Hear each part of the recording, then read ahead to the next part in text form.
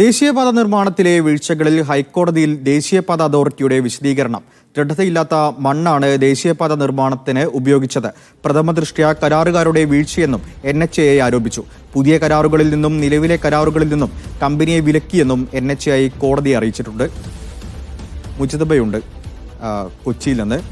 Mojtaba, കരാറുകാരന്റെ തലയിലിട്ട് തടിയൂരുകയാണോ ഇപ്പോഴും NHAI ചെയ്യുന്നത്?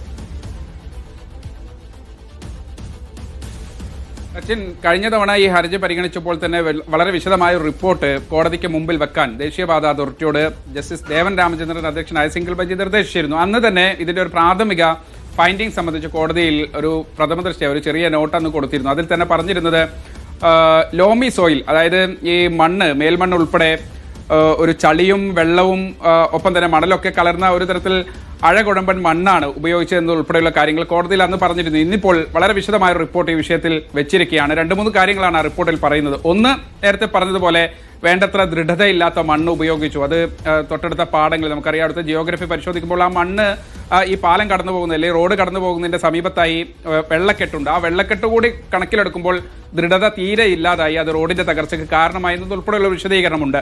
2, ഈ വിഷയത്തിൽ നിലവിൽ സ്വീകരിച്ചിരിക്കുന്ന ചില മാർഗനിർദ്ദേശങ്ങൾ പാലിക്കുന്നതിൽ അതിൽ ചില വീഴ്ചയുണ്ടായി. അതാണ് നേരത്തെ സച്ചിൻ സൂചിപ്പിച്ചതുപോലെ കരാർ കമ്പനിക്ക് ചില വീഴ്ചകൾ ഉണ്ടായിട്ടുണ്ട് എന്ന് കൃത്യമായി തന്നെ ഇവർ സമ്മതിക്കുന്നുണ്ട്. അതിൽ ആ കരാർ കമ്പനിക്ക് ചില നിയന്ത്രണങ്ങൾ ഇതിനകം തന്നെ ഏർപ്പെടുത്തിയിട്ടുണ്ട്. അവരെ ബ്ലാക്ക് ലിസ്റ്റിൽ ഉൾപ്പെടുത്തി, മാത്രമല്ല നിലവിൽ നടക്കുന്ന വർക്കിൽ നിന്ന് അവരെ മാറ്റി നിർത്തുകയും ചെയ്തു. ഒപ്പം തന്നെ ഇൻ ഫ്യൂച്ചർ ഏതെങ്കിലും തരത്തിലുള്ള വർക്കുമായി ബന്ധപ്പെട്ട് അവരെ ബ്ലാക്ക് ലിസ്റ്റ് ചെയ്തിട്ടുണ്ട് എന്നതുൾപ്പെടെയുള്ള കാര്യങ്ങൾ പറയുന്നുണ്ട്. മറ്റൊന്ന്, ഇനി നടക്കാൻ പോകുന്ന അല്ലെങ്കിൽ ഇതുമായി ബന്ധപ്പെട്ട റിനോവേഷൻ വർക്കുകളിൽ എന്തൊക്കെ തരത്തിലുള്ള മുൻകരുതലുകളാണ് സ്വീകരിച്ചിട്ടുള്ളത്? അതിന് ഡൽഹി IIT-യിലെ ഒരു വിരമിച്ച പ്രൊഫസർ ഇതിന്റെ മേൽനോട്ട ചുമതല വഹിച്ചു. അദ്ദേഹത്തിന്റെ എക്സ്പെർട്ടൈസ് ഉപയോഗപ്പെടുത്തുന്നു. അദ്ദേഹത്തിന്റെ കീഴിൽ 2-അംഗ സമിതി വളരെ വിശദമായി തന്നെ പുതിയ മാർഗനിർദ്ദേശങ്ങൾ ഇതുമായി ബന്ധപ്പെട്ട് നൽകുന്നുണ്ട്. ആ മാർഗനിർദ്ദേശങ്ങൾ പ്രകാരം പുതിയ തരത്തിൽ ഏതൊക്കെ തരത്തിൽ അതിൽ മണ്ണിന്റെ ദൃഢത പരിശോധിക്കേണ്ടതുണ്ട്.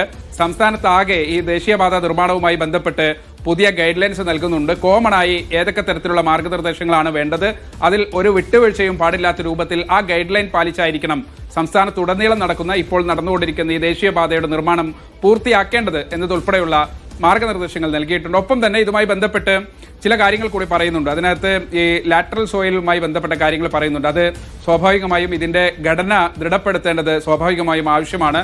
ഇപ്പോൾ നടന്നു വരുന്ന നവീകരണ പ്രവർത്തനങ്ങളും അത് തന്നെയാണ് ഉദ്ദേശിക്കുന്നത്. ആദ്യം തന്നെ ഈ നിലവിൽ അവിടെ അപ്ലൈ ചെയ്തിട്ടുള്ള മണ്ണ് നീക്കം ചെയ്ത് പുതിയ തരത്തിൽ അതിന്റെ ദൃഢത ഉറപ്പാക്കിയതിനു ശേഷം മാത്രമാണ് ഇനി പുതിയ നിർമ്മാണ പ്രവർത്തനത്തിലേക്ക് പോവുക. അതിന് ഈ ഡൽഹി IIT-യിലെ പ്രൊഫസർ ഉൾപ്പെടെയുള്ള നേതൃത്വത്തിൽ അവരുടെ എക്സ്പെർട്ടൈസ് ഉപയോഗിച്ചുകൊണ്ടാണ് പുതിയ ദേശീയപാത നവീകരണവുമായി ബന്ധപ്പെട്ട് അല്ലെങ്കിൽ ഇപ്പോൾ തകർന്ന ഭാഗത്തുള്ള അതിന്റെ നവീകരണ പ്രവർത്തനങ്ങളിലേക്ക് കടക്കുന്നത് എന്നുകൂടി പറയുന്നുണ്ട്. എന്തായാലും ഇന്ന് 3 മണിക്ക് ജസ്റ്റിസ് ദേവൻ രാമചന്ദ്രന്റെ ബെഞ്ചിൽ ഈ വിഷയം വരുന്നുണ്ട്. അപ്പോൾ ഈ റിപ്പോർട്ട് വിശദമായി തന്നെ കോടതി പരിശോധിക്കും. എന്തൊക്കെ കാര്യങ്ങളാണ് കോടതി പറയുക എന്നുള്ളത് കൂടി ഏറ്റവും ശ്രദ്ധേയമാണ്.